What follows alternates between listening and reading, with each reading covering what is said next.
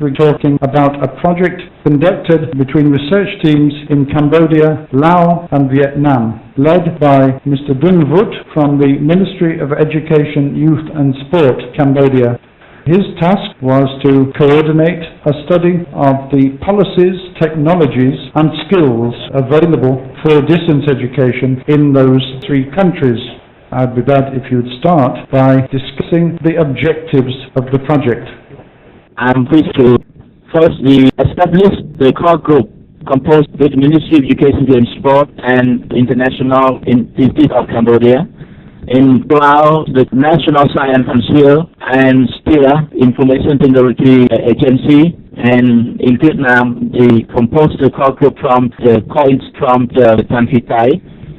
The objective is to conduct a survey and take stock of existing education scenarios and problems with collecting policy documents related to distance education practice in three countries, and drawing appropriate learning on established distance institute in Asia, discuss the recommend policy and practice with the national core group policy and decision makers, initiative strategy for collaboration amongst three every countries education institutions, build capacity by training the trainer in the various distance teaching and learning skills, formulate recommendations for the development of distance-based initiatives in three countries, Cambodia, Laos, and Vietnam.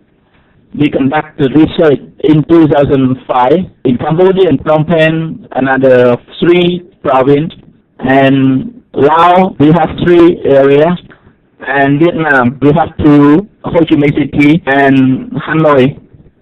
To conduct the survey, we have one-on-one questionnaires focus on the target people in Cambodia 130, in Laos 205, and Vietnam 245.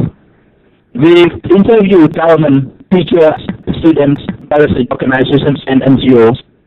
We have the results, letter PC and software. In Cambodia, the internet is fair, and Laos is fair, and in Vietnam is good. ICT in Cambodia medium, Laos low, and Vietnam is good.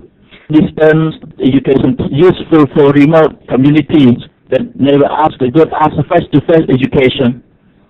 Distance education for women is good. In Cambodia, men agree, women agree less, but in Laos, women agree strongly, and Vietnam, men and women agree. The respondents from the three countries give similar response regarding their use of ICT and the awareness of issues of potential in distance education. But Vietnam tended to be the best equipped. You analyzed attitudes to distance education in the three countries. You also coordinated analyses of the national policies which affect education, communication, and distance education technologies. Could you describe the results of the policy analysis in the three countries? Yeah. Before we conduct survey, we have ICT policies from each country. For ICT and distance education, in Cambodia have only two policies, and Laos have 5 policy plans, and Vietnam have 4 policy plans, include distance education. You've collected a lot of data, and especially difficult was the task of collating over 70 policy documents in the 3 languages. I'm aware of problems that previous research teams have had in obtaining information from these 3 countries with the hurdles of language. Could you tell us, please, the conclusions drawn from this comparison of distance education policies and practices in Cambodia, Laos, and Vietnam? The development of distance education technologies in Cambodia, Laos, and Vietnam is to encourage the 3 countries' national policy and plans. The survey will find out what should be done in 3 countries. The general education policies do not cover distance education methodology. The ICT policies contain priorities that imply it. In Cambodia, we have ICT policies, but we don't have enough policies of distance education. From the survey, we find out the barriers to distance education. If we compare with 3 countries, Vietnam is the better one for developing distance education and the ICT applications supporting it. For example, open source software in Vietnam. All three countries place a high priority on vocational training and the education of remote communities. This is very important because some people, especially who are living in remote areas or remote communities, don't have time or cannot apply for study. Each country should develop distance education that can provide opportunities to those people. You have placed emphasis on the need to deliver training to the millions of people who live in remote communities.